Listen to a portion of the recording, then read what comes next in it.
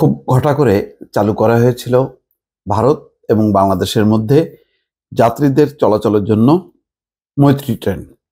কিন্তু আজকে 1.5 মাসের বেশি সময় ধরে সেই ট্রেন চলাচল বন্ধ আছে। খবরে বলা হচ্ছে যে একাধিকবার চেষ্টার পরও বন্ধ বাংলাদেশ ভারত যাত্রীবাহী ট্রেন। কেন, কি কারণে? হঠাৎ করে দিল্লি আগ্রহ হারিয়ে ফেলল যেহেতু শেখ হাসিনা নেই, সুতরাং এখন আমরা এই সমস্ত সার্ভিসে আর বিশ্বাস করি না। তেমনটাই কি সেই হাসিনা কেন্দ্রিক সব কূটনীতি। মৈত্রী এক্সপ্রেসের একটি ট্রেন, এই ছবিতে দেখা যাচ্ছে যে দিল্লির আগ্রহ না থাকায় বাংলাদেশ ও ভারতের মধ্যে বিদ্যমান 3টি রুটে আন্তদেশীয় যাত্রীবাহী ট্রেন সার্ভিস 1.5 মাসেরও বেশি সময় ধরে বন্ধ আছে। এখন তো সবকিছু পূর্ণদমে চলছে, তাহলে এই সার্ভিসটা কেন বন্ধ? প্রশ্ন। এইসব ঘটনা থেকেই কিন্তু বোঝা যায় যে এই সময় বাংলাদেশকে কোন দৃষ্টিতে দেখছে দিল্লি। ঢাকা রেল সার্ভিস ফের চালু করার জন্য একাধিক প্রস্তাব পাঠালেও দিল্লি এখনো সাড়া দেয়নি, অথচ বাংলাদেশের পক্ষ থেকে কিন্তু কোনো আপত্তি নেই। তবে উপর্যুপরি প্রচেষ্টার পর ভারত 20 আগস্ট থেকে মালবাহী ট্রেন পরিচালনার অনুমতি দেয়। শুধু মালবাহী ট্রেন চলাচল করবে।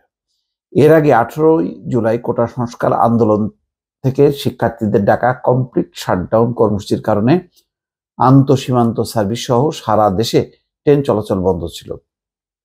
1 আগস্ট স্বল্প দূরত্বের ট্রেনগুলো চালু হয়, কিন্তু আন্দোলন তীব্র হয়। 3 আগস্ট ফের বন্ধ করে দেওয়া হয়। শেখ হাসিনা সরকারের পতনের পর 12 আগস্ট মালবাহী ট্রেন আবার চালু হয়। 12 আগস্ট থেকে মেইল, এক্সপ্রেস, লোকাল ও কমিউটার ট্রেন চলাচল শুরু হয়।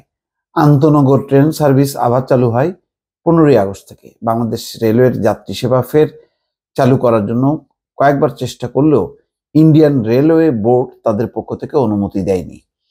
এই ব্যাপারে রেলওয়ের মহাপরিচালক সর্দার শাহাদাত আলী বলছেন যে 20 আগস্ট থেকে দুই দেশের মধ্যে মালবাহী ট্রেন চলাচল আবার শুরু হয়েছে, কিন্তু বারবার চেষ্টা করেও যাত্রীবাহী ট্রেনের ক্ষেত্রে কোনো অগ্রগতি হয়নি।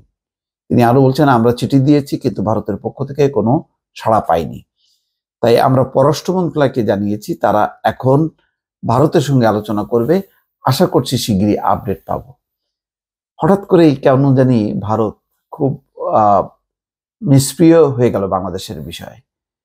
ভারতীয় রেলওয়ের কর্তৃপক্ষের অনুমতি না পেয়ে বাংলাদেশ রেলওয়ে সরকারের উচ্চ পর্যায়ের মাধ্যমে সমস্যাটি সমাধান করার সিদ্ধান্ত নেয়। 19 আগস্ট পররাষ্ট্র মন্ত্রণালয় একটি চিঠিও পাঠায়। এখানে বলা হচ্ছে যে বাংলাদেশ থেকে ফাঁকা ওয়াগন নেয়ার জন্য ভারতীয় রেলওয়েকে 12 আগস্ট থেকে হালকা ইঞ্জিন পাঠাতে অনুরোধ করা হয়েছিল, তবে হালকা ইঞ্জিন পাঠানো হয়নি। খালি ওয়াগন ফেরত নেওয়ার জন্য অন্য কোনো ব্যবস্থা নেওয়া হয়নি। তো এই জন্যই কিন্তু বারবার সমালোচনা হচ্ছে যে দিল্লির সমস্ত কূটনীতি, সমস্ত কিছু ছিল শেখ হাসিনা কেন্দ্রিক। এখন হাসিনা নেই, সুতরাং এখন তারা ওই যে মৈত্রী এক্সপ্রেস যেটা চালু ছিল সেটা চালু করার ব্যাপারে এখন তারা আগ্রহী না। তাহলে এটা হইতে পারে যে একটা সরকার তো চিরস্থায়ী না, নির্বাচন হলেও তো এই সরকারের পরিবর্তন হইতে পারত যদি সঠিক নির্বাচন হতো।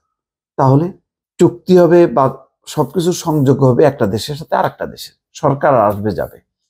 এখন মোদী সরকারের বদলে অন্য কোনো সরকার পরিবর্তন হলে বাংলাদেশ কি তার যে স্বার্থ সংশ্লিষ্ট বিষয় বা দুই দেশের স্বার্থ সংশ্লিষ্ট বিষয়গুলো কি চাপা দিয়ে ফেলবে বা বাতিল করে দেবে? তা তো না। অদ্ভুত ব্যাপার। এই একটি ঘটনা থেকে বুঝতে পারছেন যে এখন পরিস্থিতি পুরোপুরি স্বাভাবিক হওয়ার পরেও দুই দেশের যে 3টা রুটে যেই মৈত্রী এক্সপ্রেস চলাচল করত সেটি এখনো চালু করা সম্ভব হয়নি। দর্শক ভালো থাকবেন, আল্লাহ হাফেজ।